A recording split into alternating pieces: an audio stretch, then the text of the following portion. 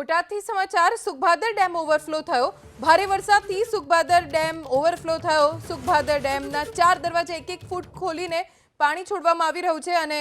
ડેમના દરવાજા ખોલાતા 20 ગામ એલર્ટ ઉપર છે ગામના લોકોને નદી કાંઠે ન જવા માટે સૂચના આપવામાં આવી છે રૂલ લેવલ જાળવવા માટે ડેમમાંથી પાણી છોડવામાં આવ્યું છે કેમ કે ડેમ ઓવરફ્લો થઈ ગયો છે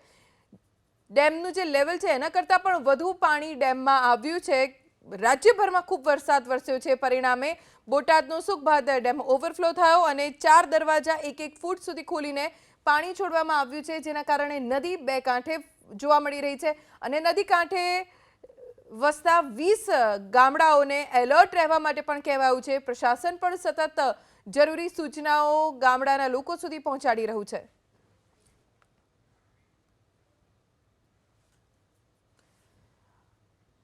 કચ્છથી સમાચાર માંડવી મુન્દ્રા માર્ગ ઉપર હજી પણ જળબંબાકારની સ્થિતિ છે